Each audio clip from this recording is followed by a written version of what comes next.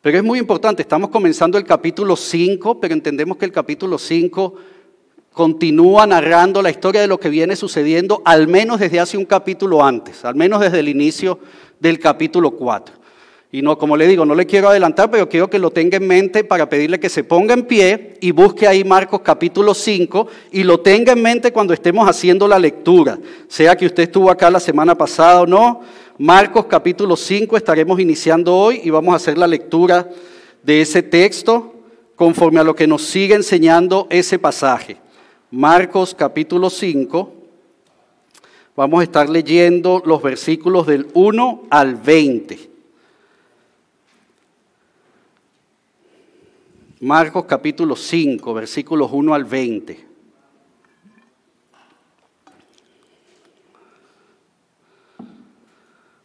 Yo estoy leyendo la nueva traducción viviente. Usted lo escucha cada semana. Si usted tiene otra versión en inglés, en español, síganos en la lectura.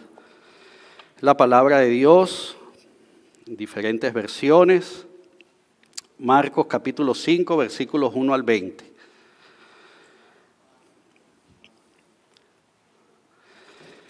Dice la palabra de Dios de la siguiente manera. Entonces llegaron al otro lado del lago, a la región de los Gerasenos.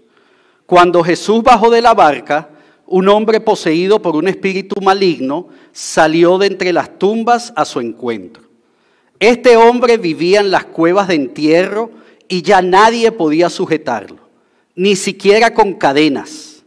Siempre que lo ataban con cadenas y grilletes, lo cual hacían a menudo, él rompía las cadenas de sus muñecas y destrozaba los grilletes. No había nadie con suficiente fuerza para someterlo. Día y noche vagaba entre las cuevas donde enterraban a los muertos y por las colinas, aullando y cortándose con piedras afiladas. Cuando Jesús todavía estaba a cierta distancia, el hombre lo vio, corrió a su encuentro y se inclinó delante de él. Dando un alarido, gritó: ¿por qué te entrometes conmigo, Jesús, Hijo del Dios Altísimo? En el nombre de Dios te suplico que no me tortures. Pues Jesús ya le había dicho al espíritu: sal de este hombre, espíritu maligno. Entonces Jesús le preguntó: ¿cómo te llamas? Y él le contestó: me llamo Legión, porque somos muchos los que estamos dentro de este hombre. Entonces los espíritus malignos le suplicaron una y otra vez que no los enviara a un lugar lejano. Sucedió que había una gran manada de cerdos alimentándose en una ladera cercana. Envíanos a esos cerdos, suplicaron los espíritus. Déjanos entrar en ellos. Entonces Jesús les dio permiso. Los espíritus malignos salieron del hombre y entraron en los cerdos. Y toda la manada de unos 2000 cerdos se lanzó al lago por el precipicio y se ahogó en el agua. Versículo 14. Los hombres que cuidaban los cerdos huyeron a la ciudad cercana y sus alrededores, difundiendo la noticia mientras corrían. La gente salió corriendo para ver lo que había pasado. Pronto una multitud se juntó alrededor de Jesús y todos vieron al hombre que había estado poseído por la legión de demonios. Se encontraba sentado allí, completamente vestido y en su sano juicio, y todos tuvieron miedo. Entonces los que habían visto lo sucedido, les contaron a los otros lo que había ocurrido con el hombre poseído por los demonios y con los cerdos. Y la multitud comenzó a rogarle a Jesús que se fuera y los dejara en paz. Mientras Jesús estaba en la barca, el hombre que había estado poseído por los demonios le suplicaba que le permitiera acompañarlo. Pero Jesús le dijo: no, ve a tu casa y a tu familia y diles todo lo que el Señor ha hecho por ti y lo misericordioso que ha sido contigo. Así que el hombre salió a visitar las 10 ciudades de esa región y comenzó a proclamar las grandes cosas que Jesús había hecho por él. Y todos quedaban asombrados de lo que les decía. Vamos a orar. Padre, te damos gracias por tu palabra, Señor. Gracias por la oportunidad que nos das hoy, en este tu día, como nos permites hacer semana a semana, Señor. De venir y estar juntos en este lugar, en este templo, en este edificio que fue construido como tu casa, Señor, como el lugar para hacer precisamente esto. Reunirnos, estar juntos como cuerpo, como familia, como iglesia, alabarte y adorarte. Padre, no solamente como acabamos de hacer a través de los cantos, alabarte y adorarte a través de nuestros diezmos, ofrendas, alabarte y adorarte en la comunión del cuerpo de la familia, alabarte y adorarte a través del estudio de tu palabra. Gracias, Señor. Gracias porque ciertamente es un privilegio inmerecido. Padre, no merecemos el hecho de que podamos entrar libre y confiadamente delante de tu presencia misma. Padre, pero te damos gracias porque tú así has querido. Es algo que tú quisiste hacer y te dio gran gusto hacerlo, dice tu palabra. Y te damos gracias, Señor. Como cada semana, Padre, te rogamos Padre, que aunque nosotros muchos quizás hemos hecho esto regularmente, semana a semana, por semanas, meses o años, Padre, que esto no sea algo cotidiano, común. Padre, permite que hoy sea un tiempo nuevo, fresco en tu presencia. Permítenos, Señor, escucharte de una manera especial. Padre, escucharte conforme a lo que tú quieres hablar. Y te pedimos, Señor, por favor, habla nuestras vidas, Señor. No te detengas de hacer la obra que tú has comenzado. Padre, por favor, continúa edificándonos, enseñándonos, exhortándonos y aún, Padre, es tu palabra, amonestándonos si así es, como deseas hacerlo. Nos ponemos en tus manos, Señor. Una vez más te pedimos, permítenos que en este tiempo podamos escuchar tu voz. Permítenos, Señor, verte a ti, centrarnos en ti y entender, Señor, que es tu palabra hablándonos. Gracias, Padre. En tu nombre, Jesús, oramos. Amén. Puede sentarse.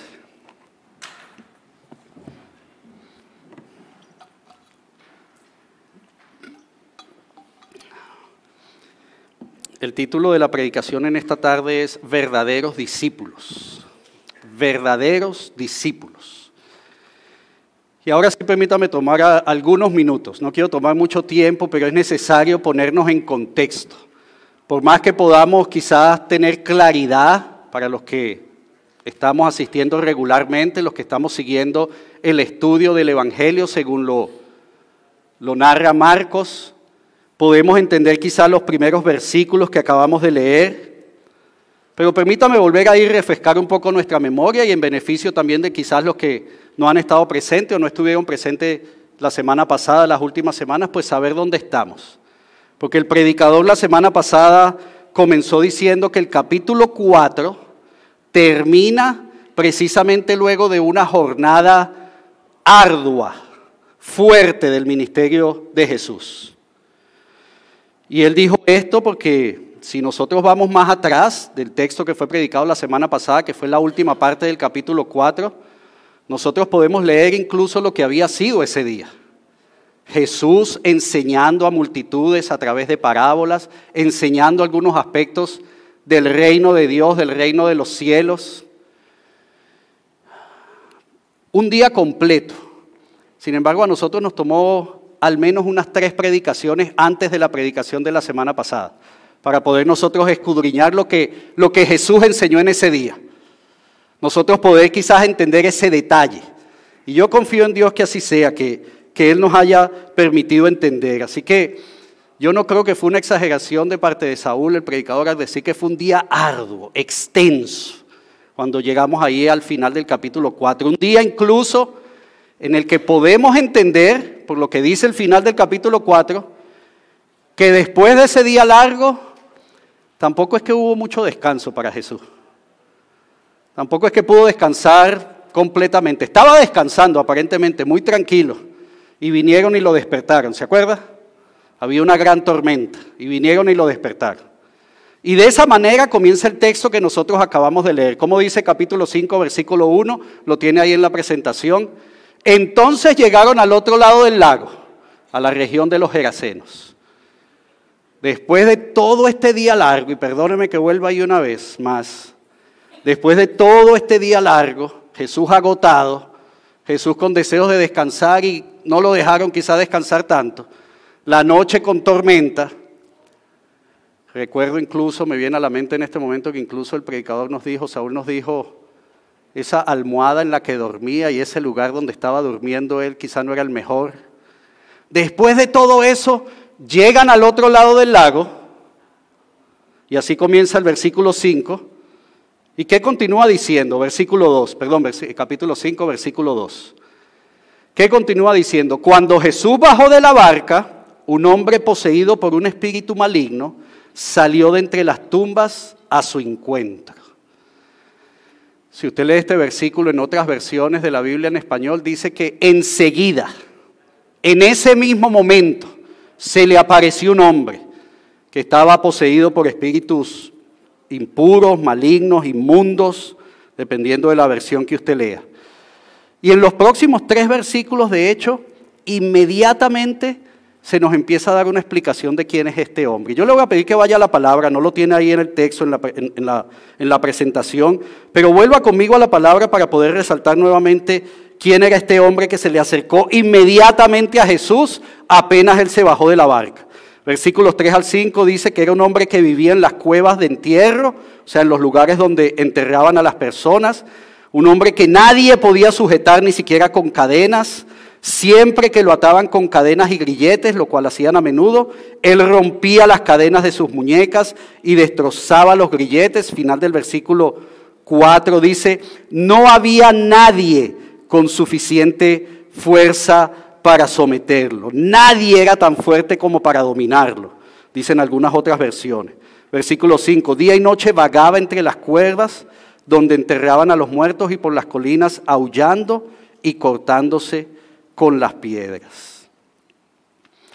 Eso le estaba sucediendo a Jesús en ese momento. Perdóneme, necesito hacerlo, necesito ser insistente. Después de un día largo, arduo, en el que podemos pensar, podemos entender que apenas pudo descansar Jesús, se baja de la barca y tiene un encuentro con este hombre. ¿Sabe? Si Jesús fuera otra persona, y perdóneme que haga esta comparación, con el respeto de Jesús a Jesús. Pero si Jesús fuera otra persona, cualquiera de nosotros hubiera pensado, pero Señor, dame un descanso, dame un break. Permíteme, oye Señor, vengo de todo un día y ni pude descansar porque estos discípulos míos no tienen fe. Permíteme descansar. Pero ese no fue Jesús, ese sería yo en mi mente humana pensando lo que diría. Y eso no fue lo que hizo Jesús. Sin embargo, Él no hizo eso, por el contrario hizo algo muy diferente. Y antes de avanzar en lo que Él hizo diferente, permítame centrarme en ese texto, en esos versículos que acabamos de leer.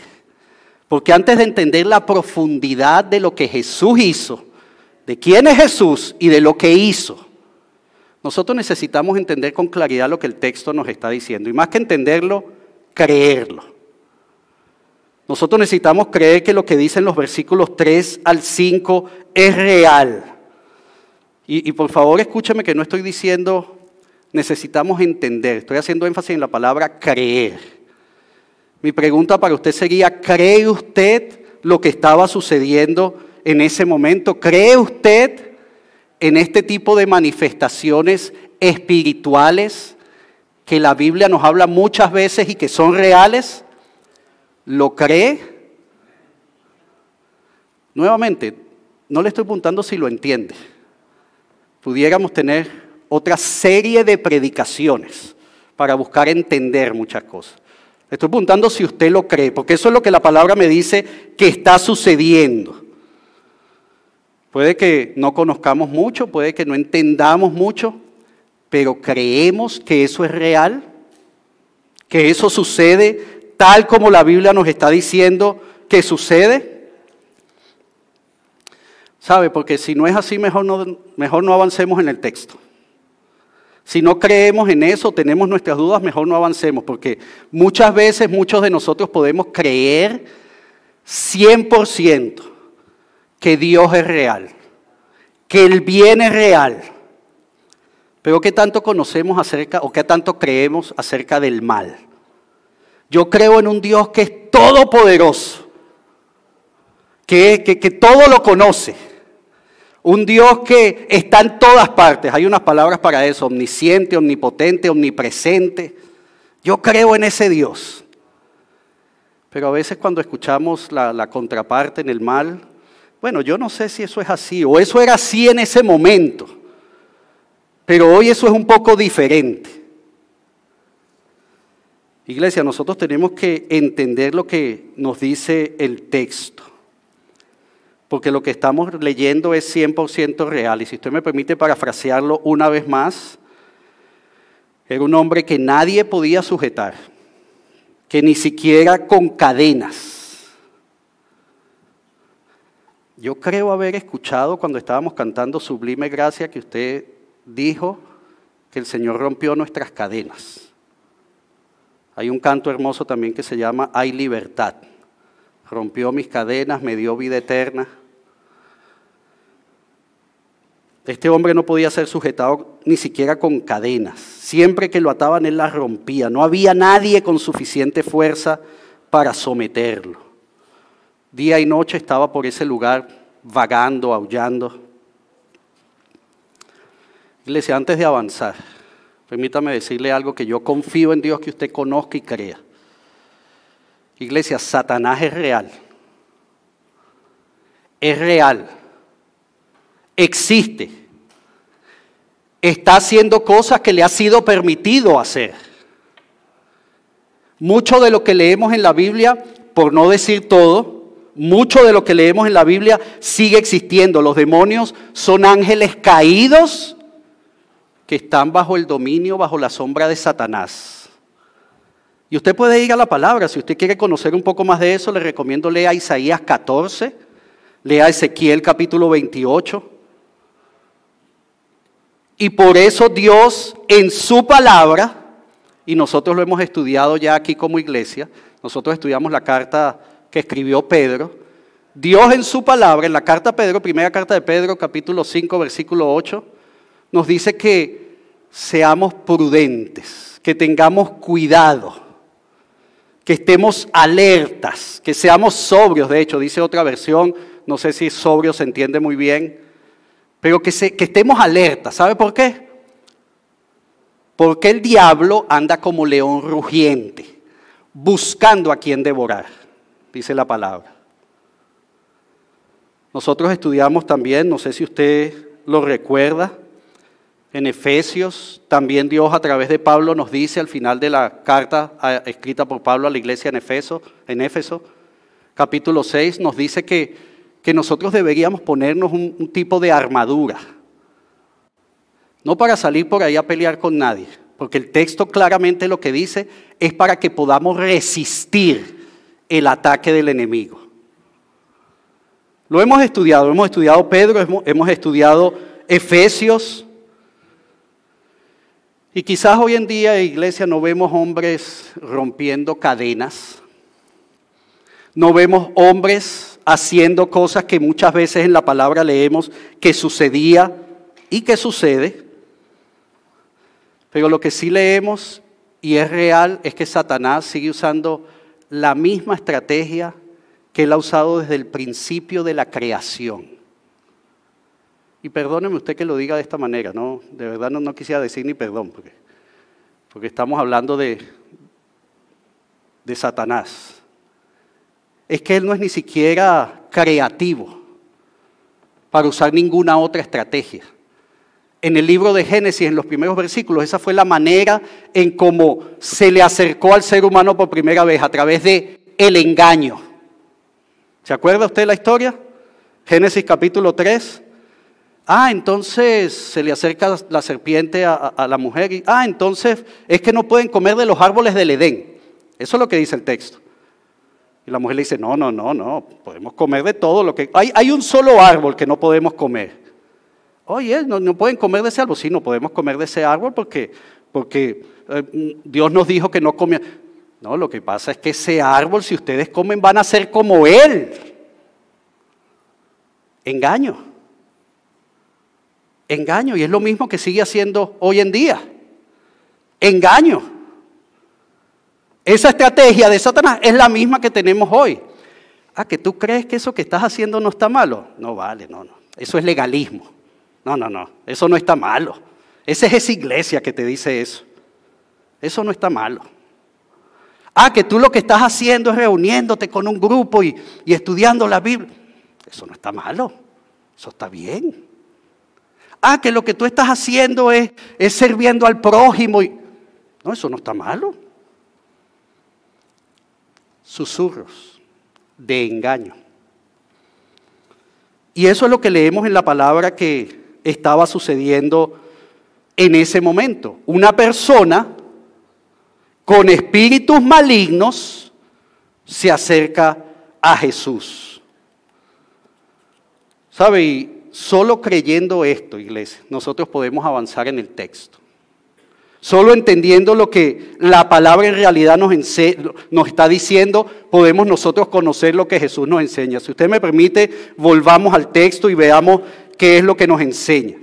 Porque lo primero que podemos entender es que los espíritus malignos sabían quién era Jesús.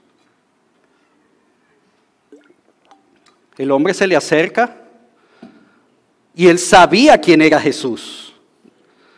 ¿Sabes? Algo que vemos que se repite una y otra vez. Este encuentro que está teniendo Jesús con Satanás o con un espíritu maligno, no es la primera vez que sucede aquí en el Evangelio según Marcos. Estamos en el capítulo 5, ¿verdad? Desde el capítulo 1 ya hubo un encuentro y creo que lo tiene ahí en la presentación. Escuche lo que dice 1:34. Entonces Jesús sanó a mucha gente que padecía de diversas enfermedades y expulsó a muchos demonios. Pero como los demonios sabían quién era Él, no los dejó hablar. ¿Sabe qué interesante que los demonios sabían quién era Jesús? En ese momento, por lo menos de la historia y de lo que estamos leyendo, los espíritus malignos, los espíritus inmundos, los demonios, sabían quién era Jesús. Le conocían, algo que muchos humanos hasta ese momento, y lamentablemente hoy todavía no está sucediendo. Muchos no conocen a Jesús. Y ellos no solamente le conocían, ellos no solamente conocían quién era Él, ellos reconocían su autoridad. Le dije que no era la primera vez, ¿cierto? En el capítulo 5 estamos leyendo, ya vimos lo que dice desde el capítulo 1. Vaya conmigo al capítulo 3, lo tiene en la presentación, no lo tiene que buscar. En el capítulo 3, versículo 11 dice, y los espíritus inmundos, al verle, ¿qué dice ahí? ¿Lo está leyendo conmigo?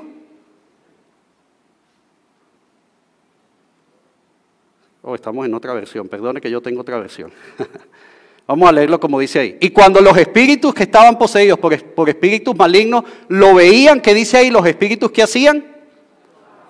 Los arrojaban al suelo frente a él y gritaban. ¿Qué gritaban? Tú eres el Hijo de Dios. Estaba leyendo otra versión porque otras versiones ahí donde dice los arrojaban al suelo, dicen que se postraban delante de él, se inclinaban a él. ¿Saben? No solamente reconocían quién era Él, sino estaban reconociendo su autoridad, que es exactamente lo mismo que leemos en el capítulo 5. Volvamos al texto. Capítulo 5, versículo 6, ¿qué nos dice la palabra? Cuando Jesús todavía estaba a cierta distancia, el hombre lo vio, corrió a su encuentro, ¿y qué hizo? Y se inclinó delante de él. Iglesia, aquí yo solamente puedo decir algo como cuánto para aprender nosotros en este texto. ¿Cuánto podemos nosotros aprender? Y no necesariamente de aquellos que en ese contexto se hacían llamar religiosos, conocedores de la ley, personas que seguían a Dios. Aquí el texto nos está enseñando algo que aún los espíritus malignos hacían. Reconocían la autoridad de Jesús. ¿Sabe? A partir de ese momento, estamos en el capítulo 6, en el capítulo 5, versículo 6. A partir de ese momento nosotros leemos en la historia que comienza como una interacción entre Jesús y este hombre. Y ya leímos el detalle de la interacción. Jesús le pregunta al hombre cómo se llama, quién es. Y si me permite unos segundos detenerme ahí, ¿será que Jesús no lo sabía? Entendemos que sí, porque de hecho el mismo texto nos dice que ya Jesús le había dicho algo, ¿cierto? Interesante que Jesús le pregunta, como para que los que estaban ahí alrededor escucharan. ¿Cómo te llamas? Me llamo Legión, porque somos muchos. Legión era una palabra que en ese momento de hecho era bastante conocida. No sé si es tan conocida hoy. La legión romana, la legión era un término que se usaba en la milicia para decir un número muy grande, dicen de unas 6,000 personas. Esa era la legión romana. Hoy no sé si en la milicia, quizás le voy a preguntar a Dianita, le voy a dar una llamadita a Danita, para preguntarle si lo siguen usando en la milicia, o si ella conoce. No sé si ese tipo, él le dice, me llamo Legión porque somos muchos. Y ahí sigue una interacción entre Jesús y estos, porque ya se entiende que no es solo el hombre, sino es una legión. Jesús le ordena que salgan de ese hombre. En ese momento los espíritus malignos le dicen a Jesús, no nos mandes a ningún otro lugar, no nos mandes lejos, ahí hay una manada de cerdos, envíanos ahí. Y Jesús les permitió, fueron ahí, los cerdos salen por un precipicio y entendemos que no queda ninguno. Podemos pensar que los espíritus malignos como que no pensaron bien lo que le pidieron a Jesús. Se metieron en los cerdos, salieron, los cerdos murieron. Y sabe, permítame detenerme ahí nuevamente, porque cualquier cosa que podamos, o que yo pueda incluso decir, o que nosotros podamos pensar o concluir de lo que está sucediendo ahí en ese momento, cualquier cosa que digamos puede ser simplemente conjeturas. La palabra no nos está diciendo exactamente lo que está sucediendo, y aunque muchos son tentados a quedarse en este texto, a quedarse ahí para saber qué pasó con los espíritus, qué pasó con los cerdos, lo que el texto nos continúa diciendo es qué pasó con los humanos. Versículos 14 en adelante. Mucho que podamos decir ahí, pero una vez más, mucha conjetura, o muy poco que podamos nosotros afirmar que la palabra nos está permitiendo entender, por lo menos en ese texto. Lo que sí nos continúa diciendo, apenas pasa todo esto, apenas los cerdos salen, se van por el precipicio, estoy en el versículo 14, que dice, los hombres que cuidaban los cerdos huyeron a la ciudad cercana y a sus alrededores, difundiendo la noticia mientras corrían. La gente salió corriendo para ver lo que había pasado, versículo 15. Pronto una multitud se juntó alrededor de Jesús y todos vieron al hombre que había estado poseído por la legión de demonios. Se encontraba sentado allí, completamente vestido y en su sano juicio. Y todos tuvieron, ¿qué dice que todos tuvieron? Dígalo sin miedo. ¿Qué dice que todos tuvieron? Tuvieron miedo. Esto es lo que nos dice el texto que continúa pasando. ¿Sabe? Esa palabra miedo es exactamente la misma palabra que si usted va unos versículos atrás, es la que nos dice el texto, que estuvo en los discípulos cuando estaban en la tormenta. Es exactamente la misma palabra, literal, en el idioma original. Ese miedo que la gente que no conocía a Jesús estaba teniendo, lo tuvieron hasta sus discípulos. Hace apenas, pudiéramos decir, y esto es conjetura, hace apenas algunas horas, los discípulos estaban experimentando eso mismo, miedo.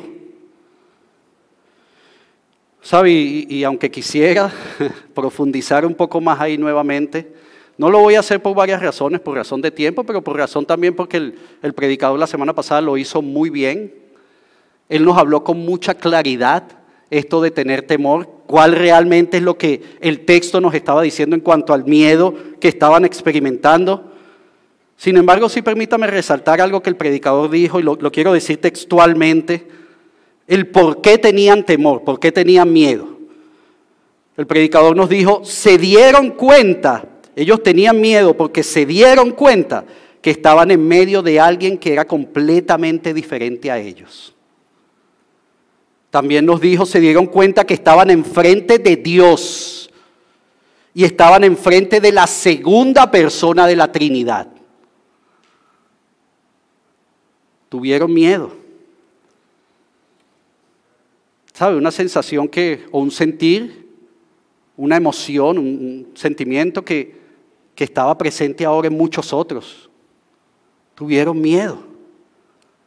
Por eso si continuamos en el texto, en el versículo 17, se nos dice que la multitud comenzó a rogarle a Jesús que se fuera y los dejara en paz. Tenía miedo. Es como lógico, ¿no?, que estaban pidiendo eso.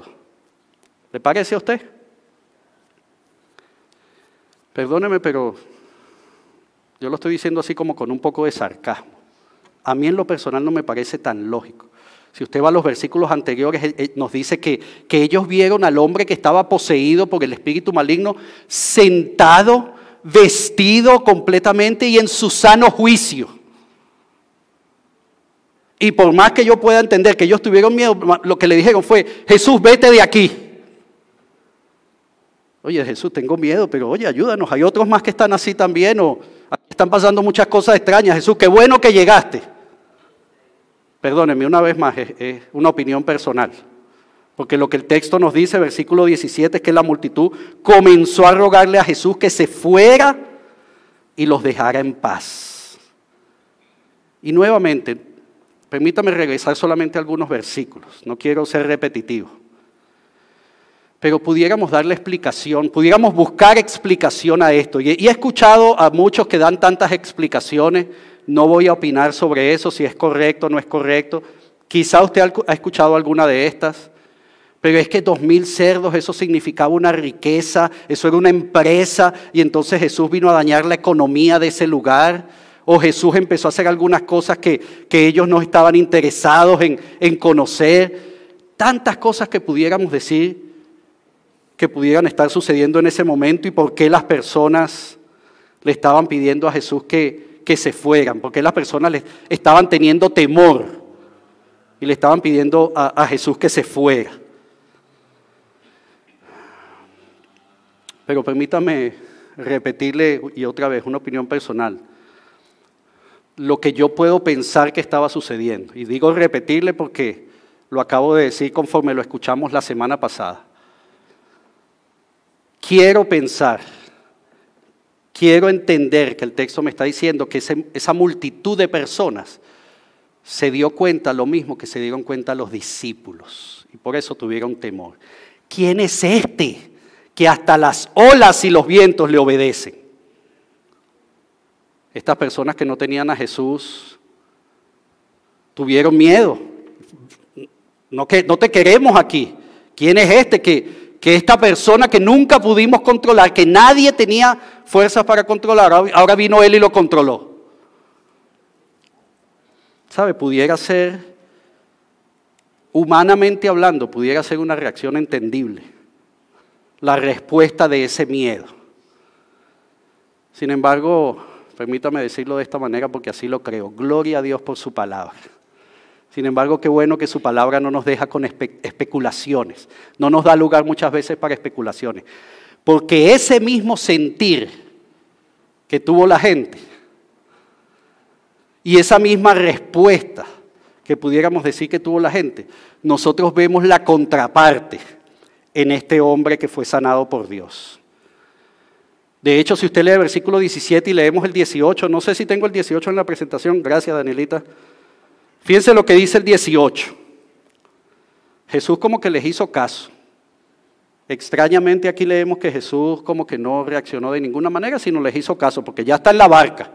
La gente le dice que se vaya y ya Jesús está en la barca. El versículo 18 dice: mientras Jesús entraba en la barca, el hombre que había estado poseído por los demonios le suplicaba que le permitiera acompañarlo.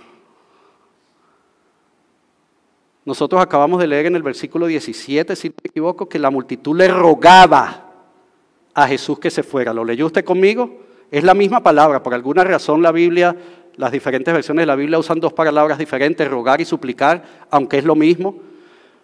Pero el hombre que tuvo espíritus malignos hizo exactamente lo mismo. Esto va a ser una contradicción muy grande. Hizo exactamente lo mismo, pero al contrario. Le rogaba, pero no le rogaba que se fuera, le rogaba que le permitiera a él irse con él.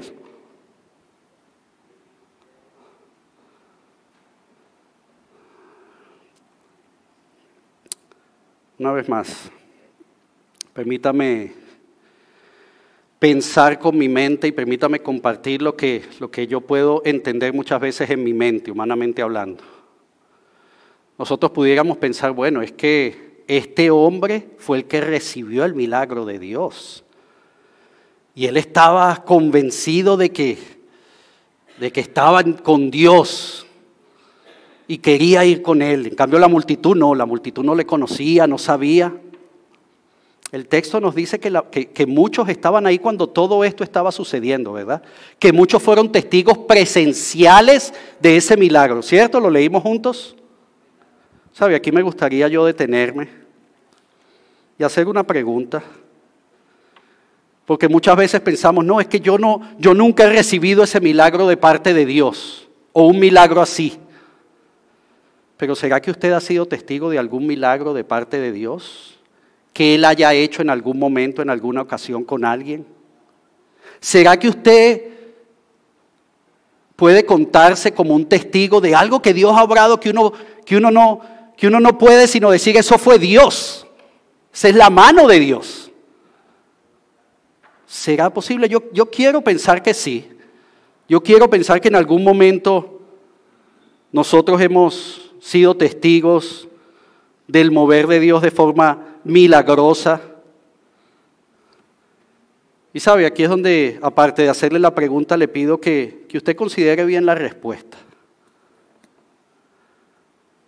Porque si nosotros realmente hemos sido testigos del obrar de Dios, si nosotros de verdad, y posiblemente eso es lo que nos tiene aquí hoy, nos tiene aquí como iglesia, lo tiene a usted en una relación con Dios, o lo tiene a usted al menos queriendo conocer más de Él. Si eso es así, si usted considera que sea que Dios ha obrado alguna especie de milagro en su vida, o que usted ha presenciado eso, ¿sabe? La respuesta es una sola. Por eso, una vez más, permítame decirlo, piense bien cuál es su respuesta. Porque conforme a lo que nos está enseñando el texto, en esta tarde la respuesta es una sola. Y permítame ya ir terminando con esto. Porque la respuesta es bien clara de lo que sucedió en aquel que no solamente fue testigo presencial, sino que lo experimentó. Y estoy en el versículo 20, que se nos dice que hizo el hombre.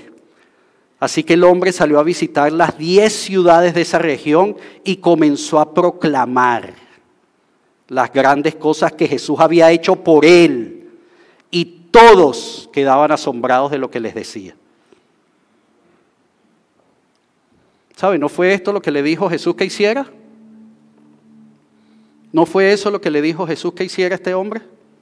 Porque la respuesta es no. Si usted lee el versículo anterior, el versículo 19 le dice, no vengas conmigo, ve a tu casa y a tu familia. Sin embargo, el hombre no pudo sino ir más allá. El hombre no se pudo limitar a su casa y a su familia. Fue a las 10 regiones de esa zona. Decápolis le llamaban esa zona porque eran precisamente 10 ciudades. ¿Y qué hizo el hombre? ¿Qué nos dice el texto que hizo el hombre? ¿Qué hizo? Comenzó a proclamar.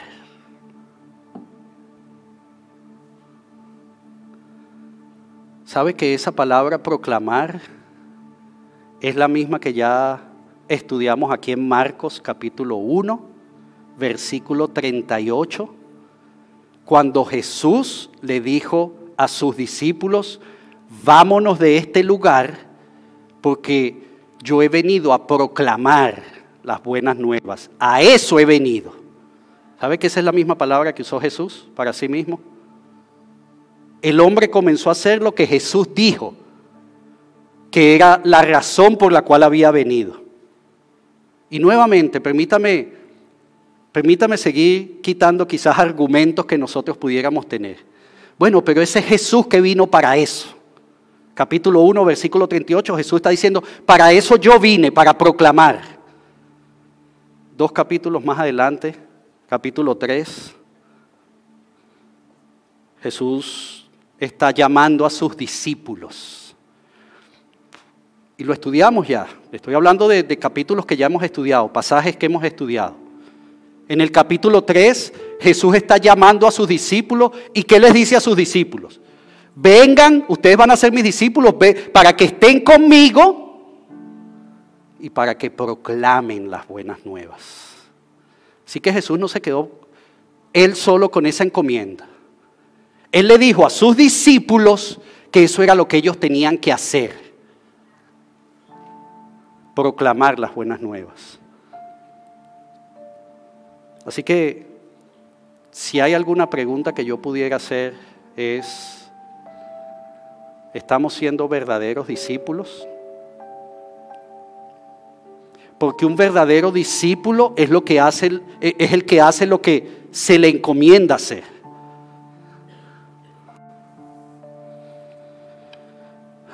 Y más allá de simplemente enfocarnos en el proclamar, ¿sabe? Porque cuando fue predicado ese texto en Marcos capítulo 3, estamos alrededor del versículo 14. Cuando fue predicado ese texto se resaltó que hay dos cosas. Jesús dijo, los estoy llamando para que pasen tiempo conmigo, para que estén conmigo y para que vayan a proclamar. Así que la pregunta es incluso más amplia. Como discípulos, ¿cómo estamos en esas dos áreas? ¿Estoy pasando tiempo con Dios y estoy proclamando a otros acerca de Él? Porque eso es lo que se nos pide, iglesia, como verdaderos discípulos. Este hombre que por mucho tiempo estuvo luchando con espíritus inmundos, malignos en su vida, lo entendió y le rogó a Jesús, déjame ir contigo.